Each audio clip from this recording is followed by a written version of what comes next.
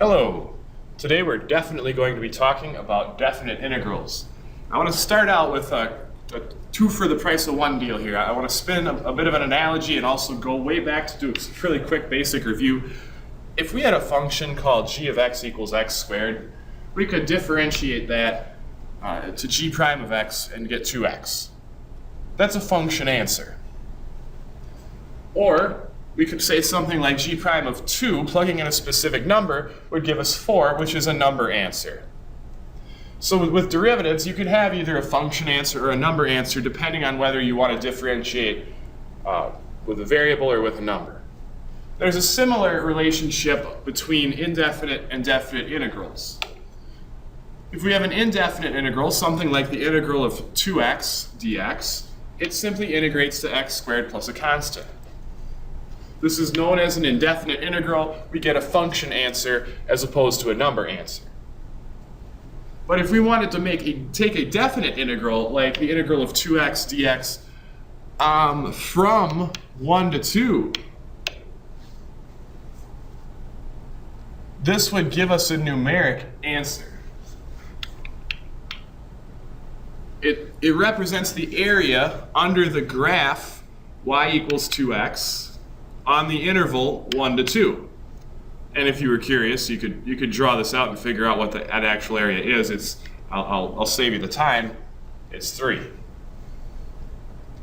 So with a definite integral, when we have what are known as limits of integration, we get typically a number answer. So if an infinite Riemann sum, and those are the kinds of things we looked at in the last video, if that can be calculated for a function over a given interval, then we say that the function is integrable over that interval. The definite integral can be evaluated if the area under the curve can be evaluated. So basically, if you had something like one of those volcano functions, like 1 over x squared, this is 1 and this is 2, this top never closes up. So the area under the curve from, like, let's say 0 to 3, you couldn't actually make that calculation because it keeps accumulating area forever as it goes up. So an integral with numbers kind of jammed in here and here, which are called the limits of integration, that dictates that you have a definite integral as opposed to an indefinite integral. A is the lower limit of integration, B is the upper limit of integration. So typically, if you're calculating the area of something, looking at it from the left to the right, your leftmost x point is typically going to be on the bottom of the integral. Your rightmost x point will typically be on the top. If the function is continuous and not negative, meaning not below the x-axis, on some interval, then the area of that function can be found using the definite integral you see at the bottom of the page, bottom of the screen. Let's look at an example. We need to write a definite integral to describe the area in the shaded region. I'm going to start, since I need a definite integral, I'll start with an integral sign. I'm going to figure out my limits of integration here.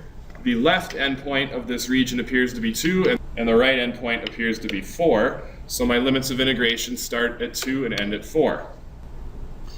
The other thing I need is the function for this, what appears to be a line, with a slope of -3/2. So my slope is -3/2. I still need my b value.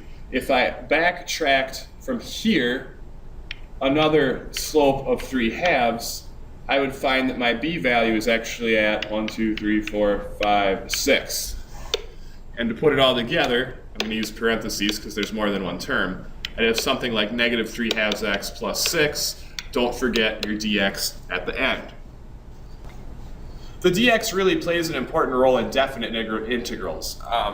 What you're really looking at here is an infinite Riemann sum. You're starting with an x value of 2 and ending at an x value of 4. The integral sign would imply you're adding up a bunch of areas.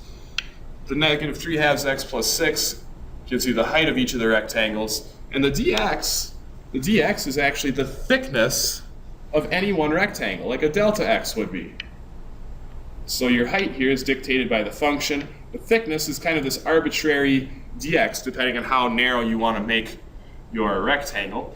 Dx is a very small number, but it's an important number. It belongs in the integral. Another example. Let's evaluate this function. So now instead of giving the function, we're going to get the function and try to figure out what the numeric value is.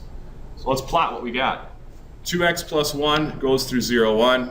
The slope is 2. The region goes from 1 to 3. The x-axis cuts it off on the bottom. The given graph cuts it off on the top. We get a trapezoid. Finding the area of a trapezoid is a pretty easy thing to do. It's going to be base times average height. The base of this trapezoid is 2 units. And then the average height is going to be 2 things added up divided by 2. Specifically, the things you're adding up are the shortest possible side, which has a height of 3, and the tallest possible side, which has a height of 7. So you're looking at 2 times 10 over 2 is 5. You're looking at 10 for your actual value here. Area below the x-axis is considered to be negative area. So that's going to take away from your total area instead of adding on to it. We'll see an example of it in this last example. Let's graph the graph that we're given. Keeping in mind an absolute value graph is a V-shaped graph. And keeping in mind also that this V will open up because the coefficient in front of the absolute value quantity is positive. So we're going to have an upward opening V. You can figure out the x coordinate of the vertex by setting whatever is inside the absolute value bars equal to 0. In this case, the only thing inside the absolute value bars is x, so x equals 0 will give us our x value of our vertex. And you can get the y value by plugging 0 into the function, I suppose. 2 times 0 is 0, minus 3 is negative 3. So our vertex is at 0, negative 3. It'll be a V-shaped graph, which means as we go off to the right, the graph will go up. Specifically, it'll go up with a slope of 2.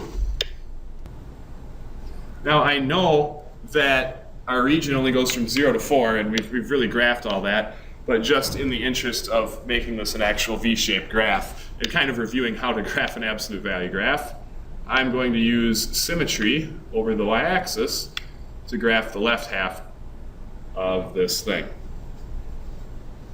But again, all we're really concerned about is going from 0 to 4, so that forms this triangle. You always look at the part that's attached to the x-axis. So here's the x-axis, it forms this triangle. That also gives us this triangle above the x-axis. So we've really got an area 1 and an area 2 here. Area 1 is below the x-axis. Its area will be considered negative.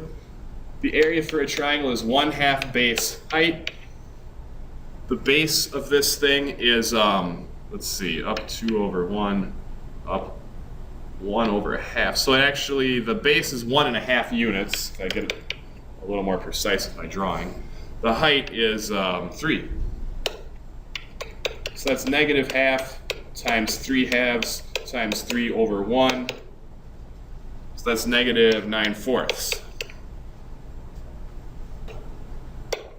Area 2 is also 1/2 base height. In this case, the base is, let's see, that's 1/2, 2.5. I'll call that 5/2.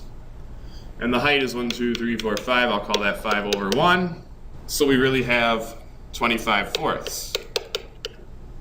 So our total area is this 25/4 above the x-axis minus the 9/4 below the x-axis. That'll give you 16/4, which is 4. All right, so most of the problems today should be pretty nice, friendly, geometric shapes, polygons stuff where it's pretty easy to calculate the area. The key is going to be knowing that definite integrals mean area under a curve. If some slip in there where you have to find area under a parabola, you'll have to bust out the limit process the way that we did in the previous video. But I think most of it should be pretty quick, smooth sailing.